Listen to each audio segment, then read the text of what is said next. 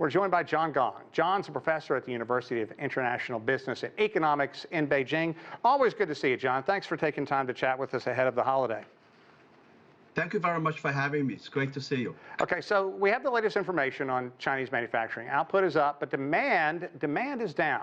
However, the stimulus measures put into effect are apparently doing exactly what they are designed to do. So bring us up to date.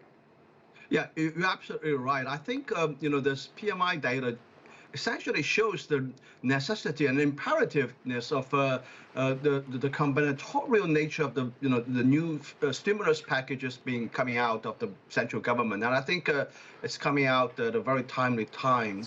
Indeed, I think it's becoming increasingly clear that the Chinese economy is increasingly experiencing problems and challenges, and I think at this moment it's really timely that the government at least is doing something. I think it's bringing back the investor confidence, and hopefully will percolate down to the consumer market, and the consumption will pick up sooner or later. Yeah, John, it's certainly been a shot in the arm, but both the official PMI and the Caixin survey are below the 50 mark, meaning China's manufacturing activity is in contraction. So what are some of the factors for this slowdown? Because it is not a great equation, especially considering China's government is banking on increased consumer consumption. Yeah, well, I think it has a lot to do with the domestic market. I've been describing the consumer market as very anemic, pretty much for the bulk of the year so far. And this has a lot to do, in my view, with the lack of confidence on the consumer's part. Now, we have to keep in mind that about 40% of China's GDP is associated with the government, and that expenditure is split almost evenly between the central government and the local government.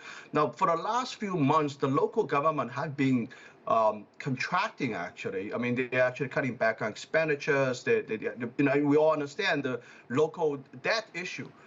And if that portion of the GDP is contracting, it's inevitably going to affect a lot of jobs, a lot of civil employees, their pay scale, that kind of things. And so that's why consumers been cutting back. And I think what the government is doing right now is to essentially to issue a very large amount of national debt by issuing bonds, and to swap out local debt into government central government debt. That will stop, in my view, or at least stand the movement towards more contraction on the local government part, and that will probably bring back the consumer confidence and expenditures and all that. Yeah, and John, we know there's also been pushback from the local government saying that simply enough had not been done. So what happened recently by the federal government is being portrayed as the big stimulus cannon, if you will. Stock markets are loving the news, both within China and abroad. So bring us up to date on exactly how that has shaken out, because we've seen some huge numbers in just the past 2 trading sessions. Yeah, so I think what the government has been trying to do, the central government has been trying to do, is to convince the market that it will not stand still and watch the local governments keep cutting back. We need the government to spend money. We need the spending needs to come back. And that's actually also a lot of the local government debt hasn't been paid off, and that affects their providers, their vendors, and also a lot of small and medium-sized businesses being the entire business has been pretty much tied to the government expenditures. So I think now it's very clear that market is indeed convinced that the central government is indeed going to do something about it, and it's going to do this something in a very big way.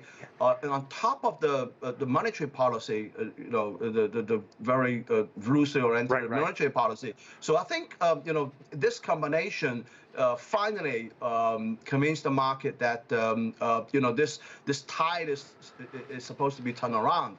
And at least the equity market is responding very strongly, as we can see for the last few days. So let's talk about the overall sectors of the economy that are likely to benefit the most from these measures that have gone out. It is definitely going to make it easier for people to try to purchase a new home, and that's significant because it is welcome news for the long-suffering real estate market within China.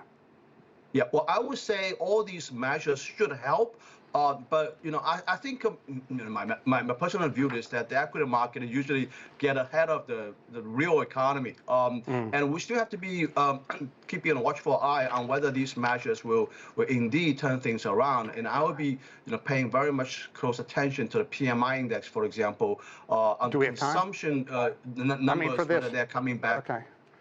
Okay, so what about Golden Week? It is a prime opportunity for consumer spending in China. What specific measures have been taken to really boost that now that people are going to be out enjoying Golden Week and having some time and hopefully some money to spend?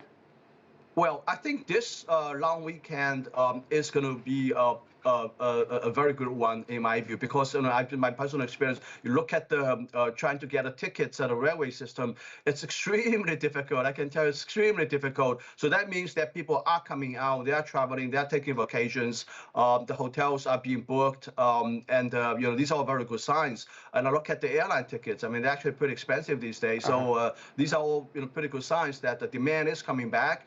And hopefully this is the beginning. I mean, this long week, it's almost a week, is the beginning of a long recovery, hopefully. I mean, I think China's economy has been slumped for quite some time.